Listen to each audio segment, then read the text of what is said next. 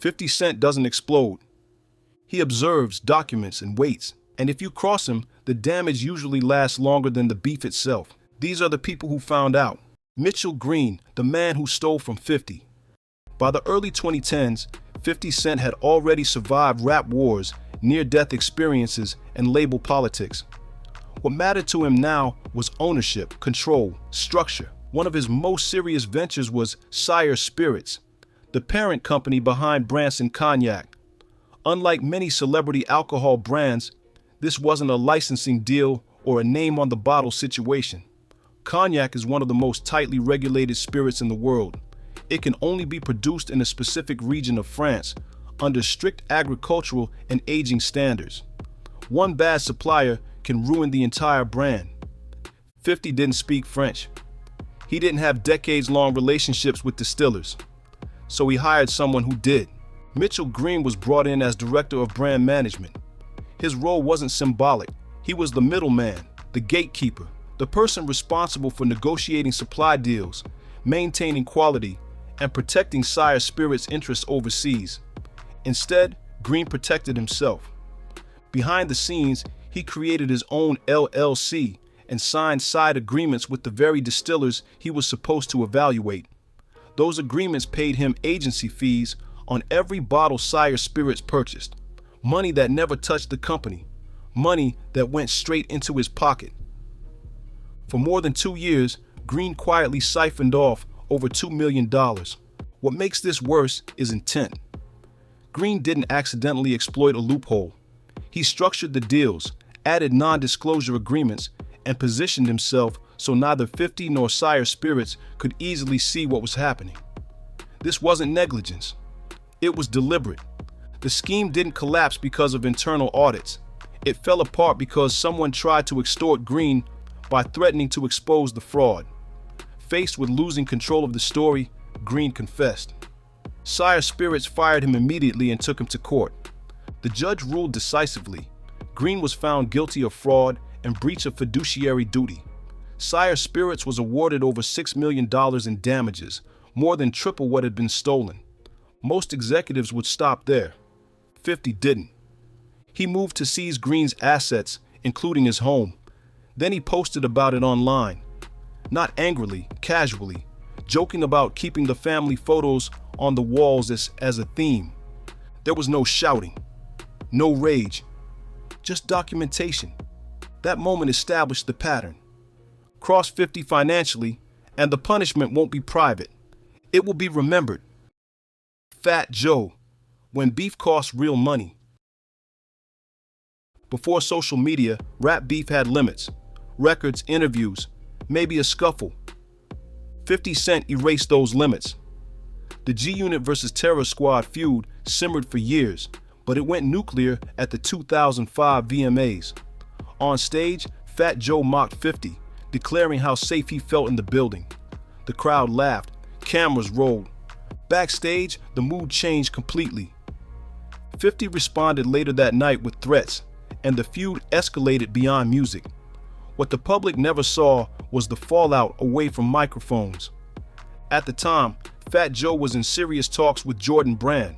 Not a standard endorsement, a collaboration. The first rapper ever positioned to release a Jordan sneaker tied directly to his identity. He met with Michael Jordan multiple times. They discussed concepts, designs, and long-term branding. This was unprecedented. Then the VMAs happened. Jordan walked away. He didn't issue a statement. He didn't explain himself. He simply removed himself from the situation. Jordan didn't want his brand associated with a feud that could turn violent or unpredictable. The deal died quietly. Fat Joe later estimated the loss at roughly $20 million, not just in upfront money, but in long-term brand equity. 50 never claimed responsibility. He never needed to. The message was unmistakable. Beef with 50 doesn't stay on wax. It shows up where money is made. Floyd Mayweather, humiliation over time. This one cut deeper because it began with trust. 50 Cent and Floyd Mayweather were close. They appeared together constantly. Public allies, private friends. When Floyd went to jail in 2012 on a domestic violence charge, 50 was still supporting him. Before sentencing, they discussed business. Floyd wanted to formalize the money team into a promotion company. He asked 50 to handle the groundwork, legal filings, licensing, infrastructure. 50 did it. According to him, the process cost $2 million. The agreement was simple. When Floyd got out, he'd pay his half. He never did. What followed wasn't explosive. There were no diss records, no press conferences, just patience. 50 watched Floyd spend hundreds of thousands on chains, watches, Lamborghinis, and cash flex posts. Then he started documenting. Subtle captions, screenshots, comments that didn't accuse but implied. When that didn't land, 50 escalated strategically. He challenged Floyd to read a page from Harry Potter for charity. When Floyd ignored it, 50 lowered the bar to Cat in the Hat. He brought the joke to late-night television. The internet took control.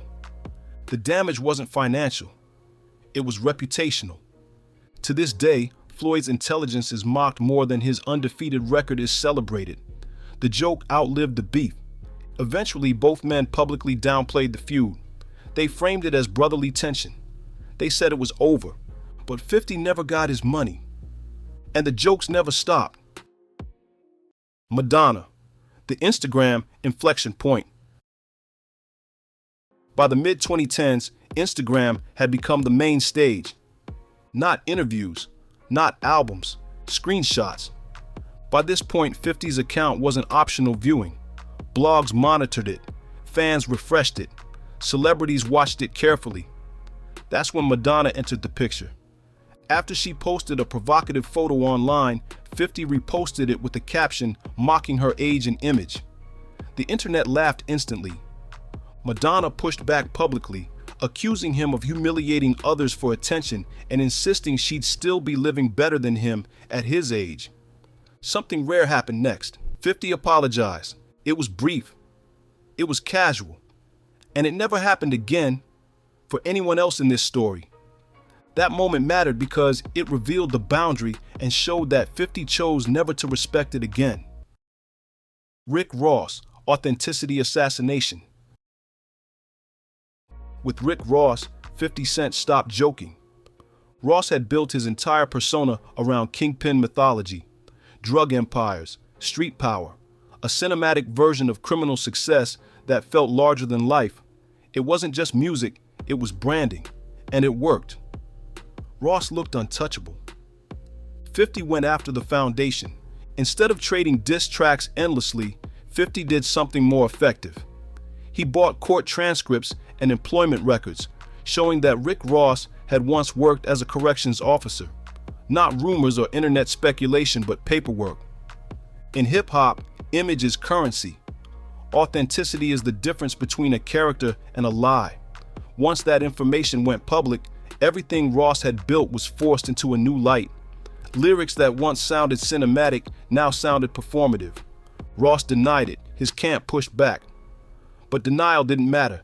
50 kept applying pressure, interviews, posts, memes, constant reminders that the man selling drug lord fantasies had once worked on the opposite side of the bars. Even when the news cycle moved on, the label stuck. That was the damage. Ross continued to release music. He stayed successful, but the mystique never fully recovered. Every conversation about his legacy now included an asterisk. 50 didn't end Ross's career. He permanently changed how people heard it. DJ Khaled, proximity as a threat. DJ Khaled was never the target. He was the message. Because of his close association with Rick Ross, DJ Khaled found himself pulled into 50's chaos. Not through diss tracks, but through intimidation disguised as humor. 50 wrote poems aimed at Khaled. He claimed to know where Khaled lived, where his family lived. He referenced Khaled's mother and her workplace publicly, not violently, not directly, precisely enough to be understood. Nothing ever happened. That was intentional. The point wasn't action, it was proximity. The idea that 50 could reach you without raising his voice or touching you at all. Khaled later admitted that when he ran into 50 backstage at a show, he didn't confront him. He didn't escalate. He kept his head down and walked away. Rick Ross wasn't there. That absence spoke louder than any diss track ever could. In 50's world, you didn't need to be the enemy to suffer consequences. Standing too close was enough. Ja Rule, the never-ending loss. This is the feud that defines everything. The rivalry between 50 Cent and Ja Rule didn't start with music. It started with ego, territory, and disrespect in late 1990s Queens. A chain robbery, conflicting accounts, pride hardening into hatred. Diss tracks followed quickly. Then real-world confrontations, club fights, tension that kept escalating without release. The breaking point came during a confrontation at a New York studio. G-Unit upstairs and Murder Inc. downstairs. Words turned into shoving. Shoving turned into chaos. Someone hit a light switch. A blade came out. 50 was stabbed. Whether it was serious or not didn't matter. From that moment on, the rivalry crossed a line that couldn't be uncrossed. Throughout the early 2000s, both men were massive stars. Both dominated radio. Both sold records. But public perception shifted hard in 50's favor, especially after Eminem and Dr. Dre aligned themselves with him. Ja Rule felt the tide turn. He later admitted he took the loss. 50 never accepted the surrender. Years passed, careers changed. The industry moved on, but 50 never stopped circling back. Any opportunity to reopen the wound was taken. In 2018, Ja announced a concert. Tickets appeared on Groupon. 50 posted screenshots, claiming he bought 200 front row seats so they would sit empty. Whether it actually happened didn't matter. The image was perfect. Ja Rule walking onto a stage, empty seats in front, 50 eating popcorn, enjoying the show. The internet ran with it. Memes spread. The story became legend. And legends don't require proof. For Ja Rule, the beef never ended. It just became part of how history remembers him.